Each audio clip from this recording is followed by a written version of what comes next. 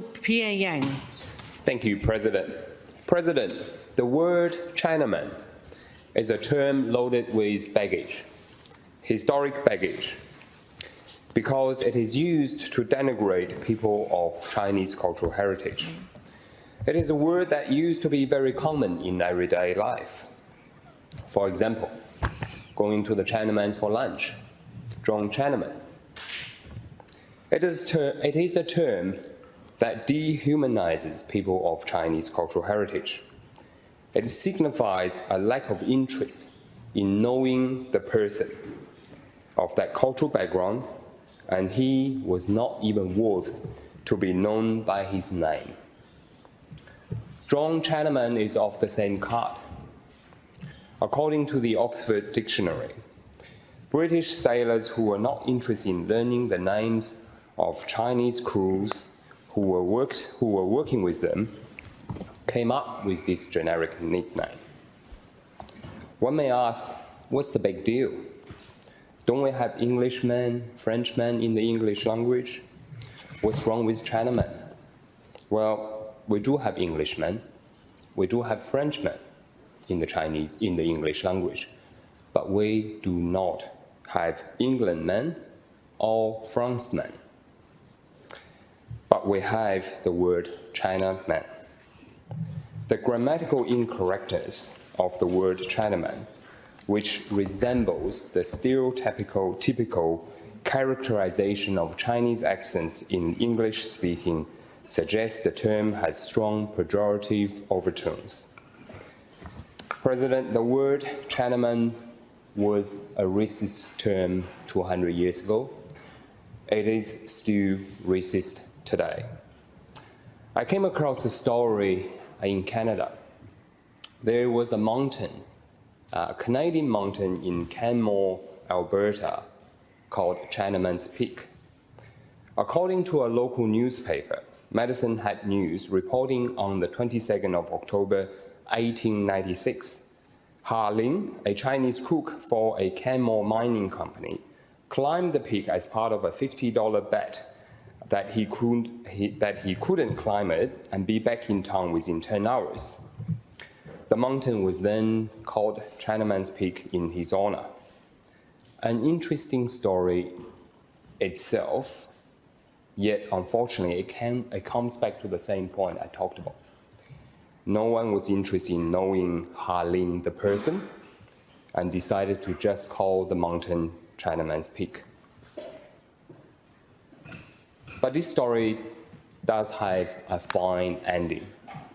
In the mid-1990s, a group of 4 activists in Canmore began to lobby to remove this offensive and derogatory name.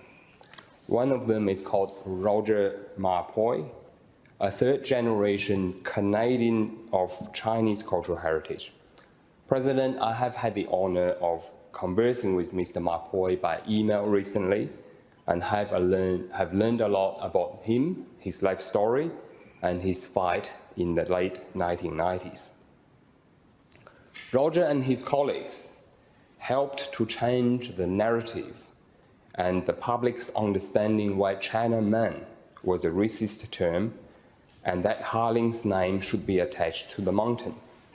Roger actually found that the Medicine Hat News story suggested the mountain should be named for Ling, for his daring intrepidity in climbing it.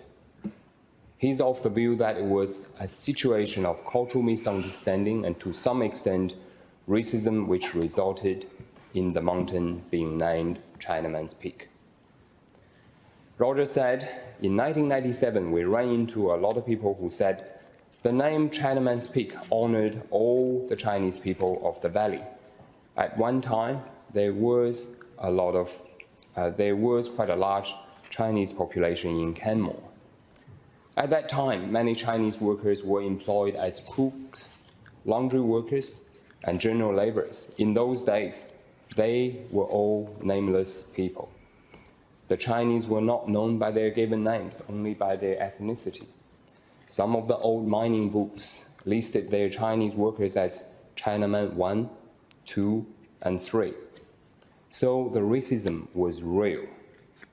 It is the denial of personhood, because you don't know the person's name, you just know their ethnicity. And the term Chinaman is a derogatory slur.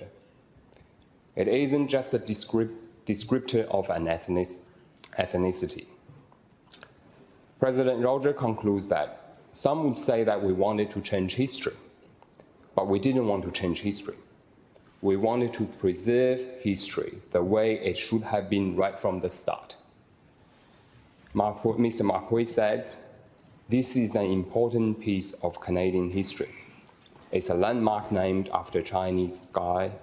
This is one of the only, if not the only, peak in Canada named after a Chinese climber.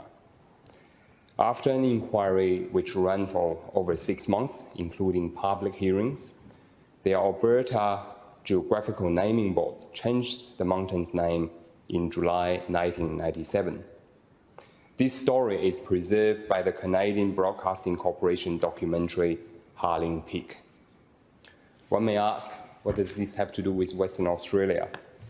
President, I will have more to say in due season. I do want to give a shout out to Mr. Marquis and his colleagues for their stance on social justice and their fight against racism. I know how deeply traumatizing and frustrating it can be when one is dealing with something that goes to the core of your personhood. And that thing not only dehumanizes you, but also your family, your partner, your children, and their children. And yet, it was acceptable to some, and they don't care what it means to you. What they are actually doing is they are supporting that something dehumanizes you. President Roger and his colleagues took up the fight and won the support of the Canmore and Alberta community resoundingly. I commend and applaud Roger, his colleagues, and the wider Canmore and Alberta community for choosing respect and fairness over racism and prejudice.